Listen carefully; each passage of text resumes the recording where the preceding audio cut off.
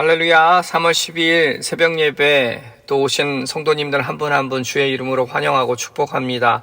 우리 함께 기도하고 말씀 보도록 하겠습니다. 하나님, 오늘도 저희들에게 새날을 허락해 주셔서 감사합니다. 이 사순절 기간 더욱 주님의 십자가를 바라보게 하시고 하루하루 회개와 기도로 그리고 경건한 생활 속에서 주님께서 그 걸어가신 순환의 길을 묵상하며 나아가는 저희 모두가 되게 하여 주시옵소서. 비록 지금 저희들이 코로나로 그리고 법적인 문제로 여러 가지 어려운 상황 속에 있지만 환난 날에 도우시는 그 전능하신 하나님 아버지를 더욱 의지하며 나아갑니다. 주님, 우리들의 마음을 다스려 주시고 위로해 주시고 피할 길을 내어 주셔서 이 어려운 상황을 슬기롭고 지혜롭게 이겨내어 주님께 더욱 감사와 기쁨으로 화답하는 저희들 모두가 되게 하여 주시옵소서. 오늘도 주신 말씀 가운데 거할 줄 믿사오며 이 모든 말씀 예수님의 이름으로 간절히 기도합니다. 아멘. 오늘 하나님이 주신 말씀 보겠습니다. 마태복음 22장 23절부터 33절까지의 말씀입니다. 제가 가지고 있는 신약성경 38페이지에 있습니다. 마태복음 22장 23절부터 33절까지의 말씀입니다. 그럼 다 찾으신 줄 알고 함께 봉독하도록 하겠습니다. 부활이 없다 하는 사두개인들이 그날 예수께 와서 물어 이르되, 선생님이여, 모세가 일렀을 때 사람이 만일 자식이 없이 죽으면 그 동생이 그 아내에게 장가들어 형을 위하여 상속자를 세울지니라 하였나이다. 우리 중에 7형제가 있었는데 마지가 장가들었다가 죽어 상속자가 없으므로 그 아내를 그 동생에게 물려주고 그 둘째와 셋째로 7째까지 그렇게 하다가 최후에 그 여자도 죽었나이다. 그런즉 그들이 다 그를 취하였으니 부활 때에 7 중에 누구의 아내가 되리이까? 예수께서 대답하여 이르시되, 너희가 성경도 하나님의 능력도 알지 못하는 고로 오해하였도다. 부활 때에는 장가도 아니가고 시집도 아니가고 하늘에 있는 천사들과 같으니라. 죽은 자의 부활을 논할진대 하나님이 너희에게 말씀하신 바 나는 아브라함의 하나님이요 이삭의 하나님이요 야곱의 하나님이로다 로라 하신 것을 읽어보지 못하였느냐? 하나님은 죽은 자의 하나님이 아니요 살아있는 자의 하나님이시니라 하시니 무리가 듣고 그의 가르치심에 놀라더라. 아멘. 여러분, 오늘은 부활신앙이라는 제목으로 말씀을 나누도록 하겠습니다. 500년 전 종교개혁은 마틴 루터로부터 시작이 되었습니다. 그리고 그 다음으로 바통을 이어받은 대표적인 신학자를 꼽으라면 단연 존 칼빈일 것입니다. 이 존 칼빈은 인간이 예수 그리스도를 믿어 구원을 얻는 것은 절대적인 하나님의 주권에 의한 하나님의 은혜임을 주장했는데요. 그는 로마서 11장 36절 말씀, 이는 만물이 주에게서 나오고 주로 말미암고 주에게로 돌아감이라 그에게 영광이 세세에 있을지어다. 이 말씀을 통해 그는 모든 만물이 하나님께로부터 창조되어서 하나님으로 말미암아 유지되고 하나님께로 돌아가기 때문에 당연히 하나님께서 영광을 받으셔야 된다는 하나님 중심 사상을 강조했습니다. 그리고 하나님 때문에 감사하고 기뻐하고 소망을 갖기에 하나님 앞에 찬양하며 경배해야 한다라고 주장했던 것입니다. 이것이 바로 칼빈주의인데요. 오늘날까지 이 칼빈주의 사상이 후대에 많은 영향을 끼쳤고 장로교 신학이 바로 이 칼빈주의 신학을 토대로 세워지기도 했습니다. 그런데 제가 이 칼빈 신학을 공부하면서 또 한 가지 중요한 사실을 알게 되었습니다. 칼빈은 죽기 전에 이런 유언을 남겼다고 합니다. 내 무덤에는 비석을 세우지 말고 무덤의 흔적도 없도록 하라. 그의 유언에 따라 제네바에 가면 그 공동묘지가 있는데 그곳에 후미진 곳에 비석도 없는 그 초라한 무덤만이 있다고 합니다. 저도 가보지는 못해서 그 무덤의 그 칼빈의 무덤의 사진을 봤는데요. 공동묘지에 이렇게 비석이 세워진 무덤이 쭉 나열되어 있다가 맨 가장자리에 비석이 없는 작은 묘가 덩그러니 하나 남아있는 그 칼빈의 묘를 보게 되었습니다. 이렇게 그의 유언대로 무덤만 있다가 그를 추모하는 많은 사람들이 너무도 아쉬워해서 이후에 그 존 칼빈의 약자인 JC를 나무 판자에 새겨서 말뚝으로 세워 놓았습니다. 세월이 지나면서 나무 판자가 훼손이 되어서 그랬는지는 모르겠는데 이후에는 돌판으로 그것을 교체해서 세워 놓았고요. 약 500년이 지난 2014년도에 존 칼빈의 그 플레임과 그의 생애를 짧게 적은 비문을 무덤 옆에 만들어 두었다고 합니다. 여러분, 이 칼빈이 죽으면서까지 후손들에게 시사하고자 한 것이 무엇이었을까요? 그는 고린도 후서 2장 15절 말씀처럼 참된 그리스도인들이라면 이름도 없이 빛도 없이 그리스도의 향기만 날리고 살다가 하나님께로 가는 것이고, 고린도전서 10장 31절의 말씀처럼 먹든지 마시든지 오직 하나님의 영광을 위해서 살다가 하나님의 영광을 위해 흔적 없이 사라져야 된다는 그 신령한 영적 교훈을 우리들에게 말하고 있는 것이죠. 그리고 더욱 중요한 사실은 모든 크리스천들에게는 장차 부활의 그 새 아침이 올 것임을 믿고 살라는 그 가르침을 우리들에게 유산으로 물려주고자 한 것입니다. 그만큼 부활은 기독교 신앙의 그 핵심 진리임을 말하고 있는 것이죠. 하나님의 아들이신 그 예수 그리스도께서 이 땅에 친히 오셔서 우리를 위해 십자가에 죽으시고 장사한 지 사흘 만에 다시 부활하신 사건, 이 부활 사건을 믿을 때 우리가 진정 크리스천이 되었음을 말할 수 있는 것이고, 더 나아가 전적으로 하나님을 신뢰하고 믿는다라고 말할 수 있다라는 것입니다. 바로 생명을 창조하신 분이 하나님이시고 죽은 생명을 부활시키시는 분도 하나님이시기에 생명과 죽음에 대한 그분의 그 절대적인 주권을 믿는다라는 것, 이것이 바로 하나님을 믿는다는 우리들의 고백이 된다라는 것이죠. 그렇게 하나님을 믿는다라는 고백은 그분이 주신 말씀을 믿고 산다라는 것을 의미하는 것이고, 그 말씀이 바로 예수 그리스도의 부활로 말미암아 그리스도 안에서 죽은 자들이 부활하고 그분이 오실 때 살아있는 자들은 변화되고 새롭게 영광스러운 몸을 입게 될 것을 믿고 사는 것입니다. 여러분, 그렇게 부활은 모든 그리스도인들에게 찬란하고 영광스러운 승리가 되는 것이죠. 하지만 많은 사람들이 이 부활의 신앙을 믿지 않습니다. 예를 들면 구약의 하나님을 믿는 유대인들은 여전히 예수님의 존재를 믿지만 그 예수님의 부활을 믿지 않습니다. 무슬림들 역시 예수님을 성인이라고 믿지 예수님의 그 부활을 믿지 않지요. 무신론자들이나 이단은 말할 것도 없고요. 그런데 여러분, 크리스천이라고 하는 사람들 중에서도 예수 그리스도를 믿는데 예수님의 부활을 믿지 않는 사람들이 의외로 많다라는 것입니다. 겉으로 내색은 하지 않지만 속마음에는 예수 그리스도의 그 부활의 확신이 없는 사람들이 의외로 많다라는 것이죠. 여러분, 그렇게 부활을 믿지 않는다면 이는 스스로 하나님을 믿지 않는다라는 방증이 되는 것입니다.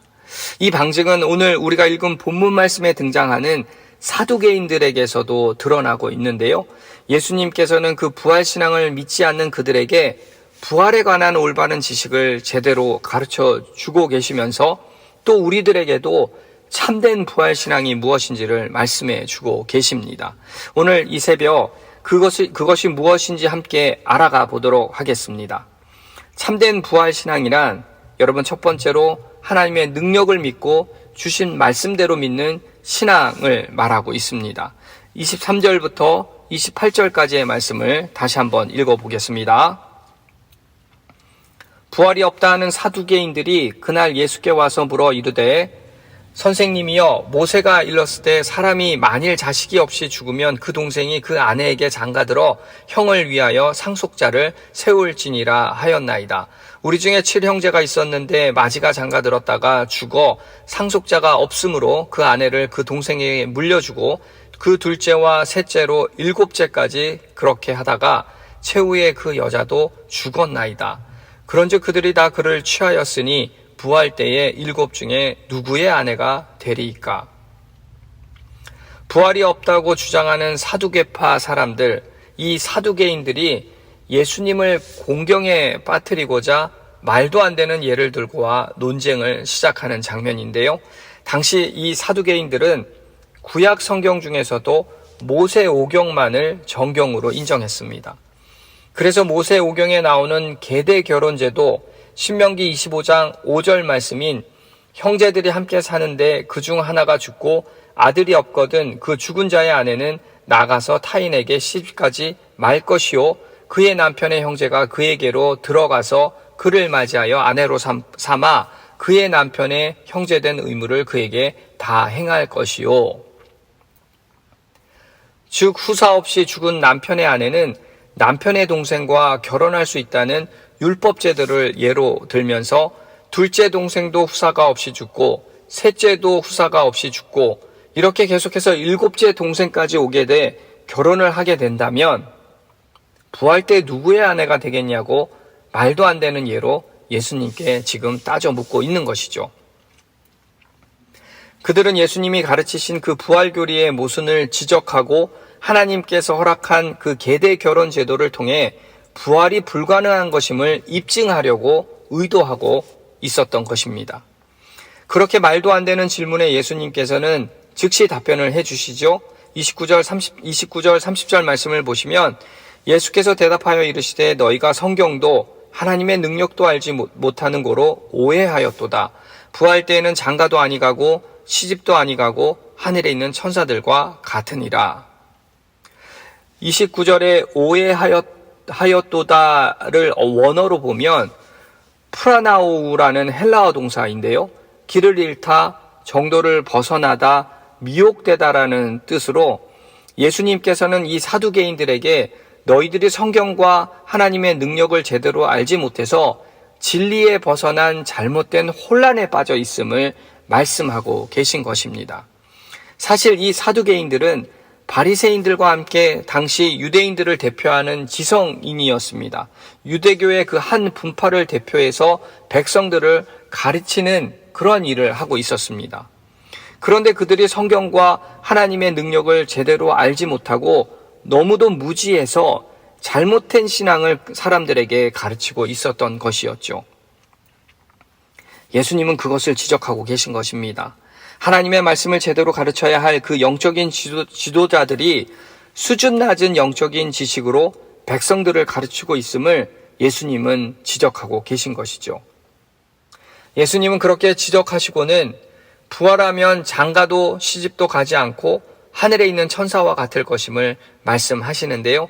이는 천국에서 더 이상 현 세상과 같은 결혼 제도가 존재하지 않음을 말씀하신 것입니다.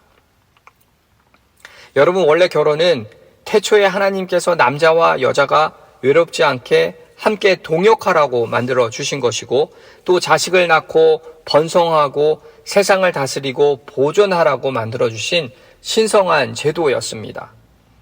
하지만 더 이상 천국에서는 외로울 필요도 없고 결코 죽지 않고 자식을 낳아 번성해야 할 필요도 없기에 더 이상 결혼이 존재할 필요가 없다고 말씀하고 계신 것이죠.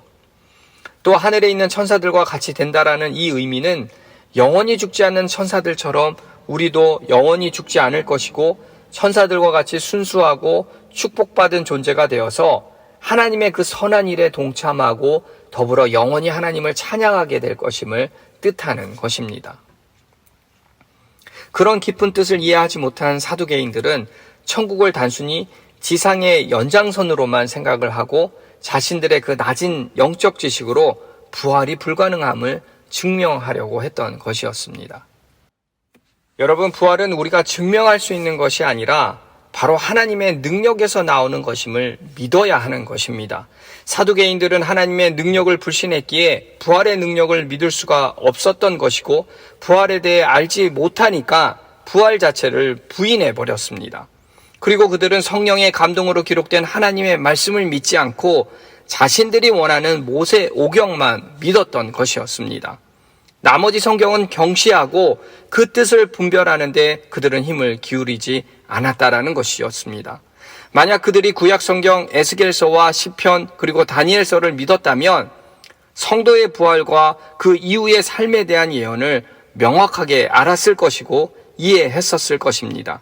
하지만 그들은 철저하게 자신들이 아는 지식으로만 생각하고 판단했고 자신들의 그 기득권을 유지하기 위해서 성경의 일부만을 활용했고 또 자신들에게 조금만 위태롭게 하는 자가 나타나면 제거하려고 했다라는 것이었습니다. 부와 권력에 사로잡혀서 하나님의 말씀을 온전히 믿고 따르지 않는 그런 현실에 집착한 사람들이었다라는 것이죠. 한마디로 말해 온전한 하나님을 믿지 않았다라는 것입니다. 온전한 믿음이 없으니까 부활의 맹점이 없을까 오히려 예수님을 지적하고 무너뜨리려고만 했다라는 것이죠. 그런데 여러분, 오늘 말씀을 통해서 우리들을 다시 한번 돌아보면 우리들도 눈에 보이고 이성적인 설명이 가능하고 검증이 되어야만 믿는 그런 신앙적인 모습은 없었을까요? 하나님의 존재를 믿기는 믿는데 전지전능하시고 모든 것을 다스리시고 죽은 자를 살리셨다라는 그 성경의 기록을 다 믿기에는 어딘가 부족한 것 같은 마음이 들지는 않았습니까? 성경의 그 모든 말씀이 내 삶 속에 적용되고 능력이 일어날 것이라는 확신이 조금이라도 없었던 적은 없었을까요? 만약 우리들에게 조금이라도 의심하는 마음이 여전히 남아 있었다면 우리도 여전히 사두개인들과 구별된 다른 사람이라고 당당하게 말할 수 없을 것입니다. 그렇게 여러분, 우리 크리스천들은 살면서 매일매일 묻고 또 물어가며 해야 하는 것이 내 마음 가운데 믿음의 확신이 서 있냐라는 것이죠. 날마다 주님을 바라보며 믿음의 확신을 굳건히 하며 예수 그리스도를 닮아가는 삶, 그것이 바로 우리들이 성화되는 과정이라는 것입니다. 그렇게 성도 여러분, 그 참된 부활신앙이란 절대적인 하나님의 능력에서 나오는 것임을 믿고 주신 말씀대로 믿는 신앙인 줄 믿습니다. 그래서 하나님의 능력으로 부활한 성도로서 새로운 피조물로 그리고 영광스러운 삶을 살아가는 저와 여러분 모두가 되시길 주의 이름으로 소망합니다. 아멘. 이처럼 참된 부활신앙이란 먼저 하나님의 능력을 믿고 주신 말씀대로 믿는 신앙이라면 두 번째로 참된 부활신앙이란 영원한 생명을 누리는 신앙을 말합니다. 31절, 32절 말씀입니다. 죽은 자의 부활을 논할진대 하나님이 너희에게 말씀하신 바 나는 아브라함의 하나님이요 이삭의 하나님이요 야곱의 하나님이로라 하신 것을 읽어보지 못하였느냐? 하나님은 죽은 자의 하나님이 아니요 살아있는 자의 하나님이시니라 하시니, 예수님께서는 앞서 사두개인들의 그 무지를 지적하셨다면 지금부터는 부활신앙을 깨닫지 못한 그들에게 모세오경 말씀을 근거로 그들의 잘못된 신앙 지식을 바로 잡아 주십니다. 예수님은 출애굽기 3장 6절 말씀 나는 아브라함의 하나님이요 이삭의 하나님이요 야곱의 하나님이로라 이 말씀을 인용하시고 하나님은 죽은 자의 하나님이 아니라 살아있는 자의 하나님임을 선언하시죠. 여러분, 그런데 왜 예수님께서는 출애굽기 3장 6절의 말씀을 인용하시고 하나님은 살아있는 자의 하나님이라고 선언하신 것일까요? 한번 생각해 보십시오. 말씀에 등장하는 아브라함과 이삭과 야곱은 분명 죽은 사람들이었습니다.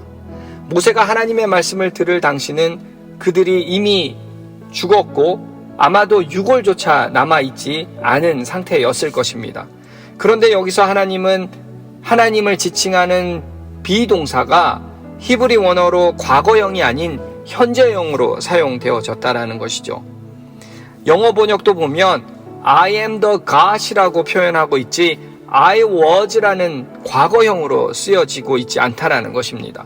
이는 죽은 사람들의 하나님이 아니라 분명 살아있는 사람들의 하나님임을 말씀하고 계신 것입니다. 다시 말해 아브라함과 이삭과 야곱은 사람들이 볼 때는 과거 죽은 사람들이지만 하나님이 볼 때는 여전히 살아있는 상태라는 것이죠. 하나님 안에서 참된 생명을 누리며 하나님과 교제하며 살아가는 자들을 말하고 있다라는 것입니다. 그래서 산자의 하나님이란 하나님은 자신의 백성들에게 참된 생명을 주시고 그들과 교제하는 분이라는 뜻이죠. 현재 하나님께서 주신 영생을 누리며 현재 하나님과 교제하고 있는 부활한 자들임을 예수님은 모세 오경 말씀을 인용해 그들이 부정하는 부활을 더 이상 부정할 수 없도록 말씀하고 계신 것입니다. 여러분, 사두개인들은 히브리 원어를 사용했던 사람들이었습니다.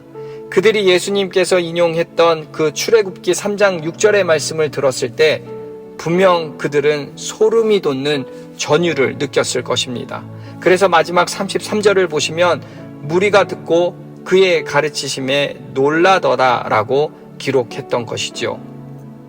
성도 여러분, 하나님과 관계를 맺는 것은 오직 살아있는 사람뿐입니다. 죽은 자는 그분과 어떤 관계도 맺지 못한다라는 사실이죠. 이 말은 우리가 부활하신 예수 그리스도를 믿으면 나중에 주 안에서 죽게 되는 것이고 이후 부활의 몸을 입고 산자가 되어 영원한 생명을 누리며 살게 된다라는 것입니다.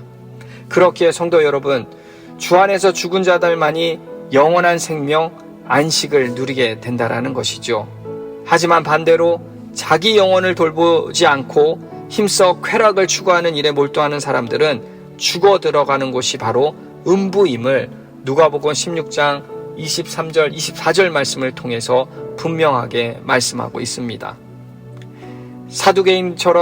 사두개인들처럼 부활도 없고 영원한 생명도 없다고 주장한다면 바로 어리석은 부자처럼 음부 불꽃 가운데에 고통하며 울부짖는 처지가 될 것이라는 것이죠. 사랑하는 성도 여러분, 참된 부활신앙은 죽음을 이기는 부활이 그 중심에 있습니다. 이 땅의 삶에 집착하다 보면 부활이 그리 달갑게 여겨지지 않겠지만 하늘나라의 소망을 품게 되면 부활은 놀라운 은혜로 다가올 것입니다. 바로 부활 이후의 삶이 이 땅의 삶과 비교할 수 없을 정도로 영광스럽고 충만한 삶임을 우리는 깨닫게 될 것입니다. 사랑하는 성도 여러분, 죄로 죽을 수밖에 없는 우리의 한계와 부족함이 바로 예수 그리스도의 그 대속의 은혜로 말미암아 완전히 해결되어졌고 주님과 함께하는 그 영광의 삶이 부활 이후 우리를 기다리고 있음을 여러분 믿고 나아가십시오.